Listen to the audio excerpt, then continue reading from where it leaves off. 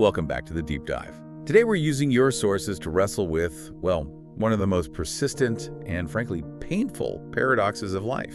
It's a really interesting one. Yeah, why do people dedicate just immense resources, effort, personal sacrifice to a mission, even when the visible results are, minimal? No widespread gratitude, no high viewership numbers. Exactly. Why stick with something when the personal cost is so high and the public return is just negligible? It's a core human challenge, and we're going to examine it across 2 millennia today. Our foundation for this deep dive is a reflection on service from 2 Corinthians. Okay. It's all centered on this theme, the attitude of gratitude. So our mission is to synthesize that ancient understanding of personal cost with a staggering modern case study in digital persistence. Okay, let's dig into that idea of dedication.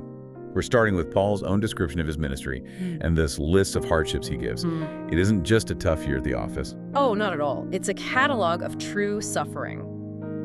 The source highlights Paul's point that he proved himself a servant of God through unimaginable endurance. And he lists them out, right? He does. He lists patience, hardships, distresses, beatings, imprisonments, riots, labor, sleeplessness, fasting. And then he sums it all up with this incredible paradox, Which is appearing to be as having nothing, yet possessing everything. That right there is the foundational concept we have to grasp, the genuine price that was paid. And that price was physically and mentally just. Devastating. He was risking his life all the time, and yet the very people he served, the church in Corinth, they often treated his efforts with just an appalling lack of appreciation. And the source notes that their ingratitude caused him real sorrow. I can imagine. And this brings us to a sociological critique from the source material, one that I think resonates so deeply today. Which is that communities tend to take service for granted.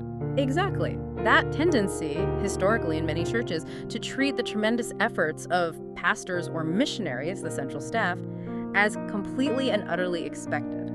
It's this expectation that the service should just be endless and free. Precisely. The source uses a Chinese term for this, siyaloa or lisu adam. Okay, what does that translate to? It roughly translates to expected behavior or maybe proper courtesy. But in this context, it's a painful critique. It means the service Paul provided was just seen as what was owed. Not as a gift. Not as a gift purchased at the cost of his body and his freedom, no. They treated his sacrifice as just another item on the menu. So Paul wasn't demanding worship or anything like that. He was just trying to remind his friends of the extremely expensive cost it took to build their community. He wanted them to acknowledge the price tag. Yeah, the price tag attached to the gift they were getting. That's the key distinction. And this expensive dedication, it's thrown into such high relief when you contrast it with the false teachers Paul was constantly fighting. Right. Tell us a bit more about them. Who were these people?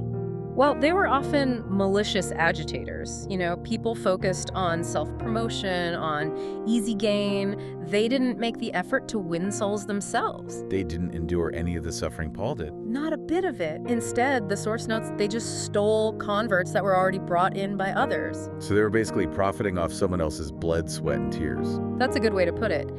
They moved in after Paul had already built the foundation and endured all the risks, and then they created this easy, low-effort ministry that undercut the painful, high-cost work of the genuine servants. And that struggle between costly, unrewarded service and easy, self-serving actions.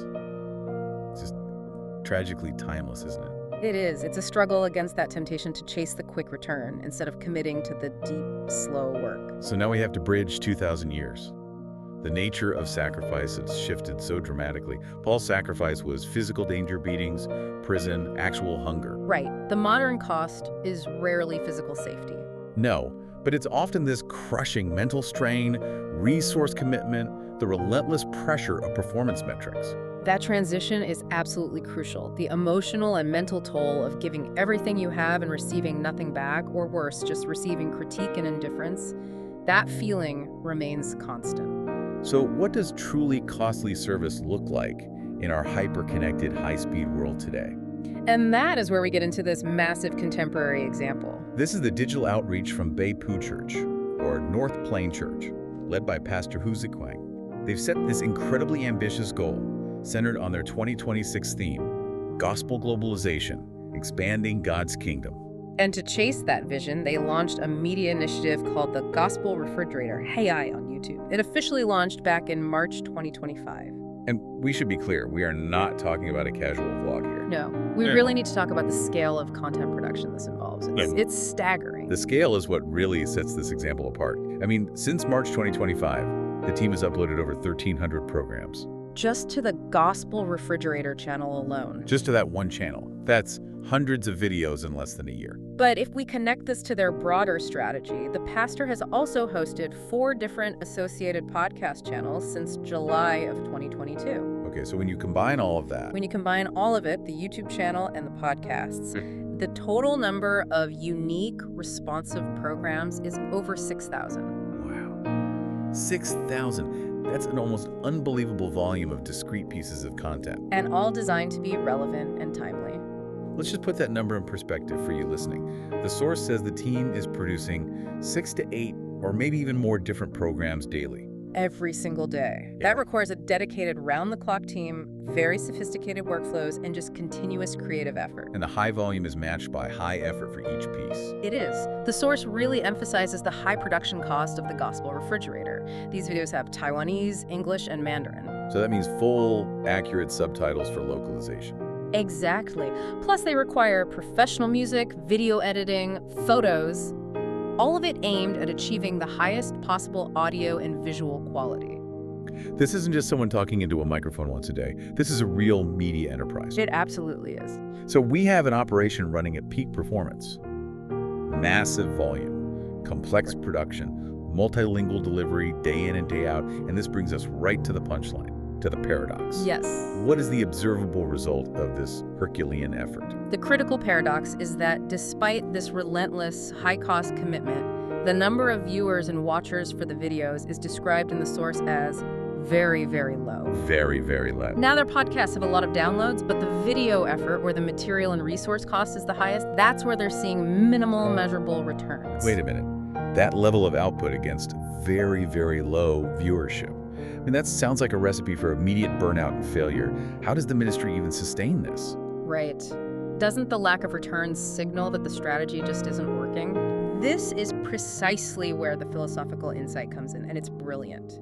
The ministry has internalized this principle they call the glory of persistence. The glory of persistence. It's basically an ideological shield against demoralization. Okay, tell us what that philosophy states, because most modern projects are governed by ROI. If the numbers are low, the budget gets cut, project's over. They argue that while high numbers are the natural expectation, and they're certainly desired, low numbers fundamentally become the reason for the glory of persistence. That turns the whole commercial and psychological model right on its head, doesn't it? Most people quit when the numbers don't follow the effort. They do. So why is persistence glorious in what looks like failure? Because if everything were easy, if the ministry just had constant, effortless growth and high viewership, they argue there would be nothing to boast about. The genuine reward, the glory, is found precisely in this extremely difficult environment where that external validation is absent. The difficulty actually validates the depth of their commitment, not the wisdom of the metric. So it's a measure of faithfulness to the mission, completely independent of observable success. How does the team, the co-workers, keep showing up to produce 6 to 8 pieces of content every single day when the audience is so small? The source highlights their dedication. They're described as having used up their whole mind just to serve the few viewers and listeners who are there. It's the mental and physical expense of pouring that high-quality effort into what feels like a vacuum. Exactly. They haven't abandoned the vision or compromised the standard. They are maintaining the highest standard for the sake of the few people who are tuning in. And that connects directly back to Paul. Paul was challenged in his body. This modern team is challenged in their intellectual and emotional reserves. It's a perfect parallel. The sacrifice of hundreds of hours of complex, demanding production time is driven by the exact same unwavering commission Paul felt. The metric for success is obedience to the calling, not the size of the crowd. And the goal is clear: to simply continue lighting a small gospel candle.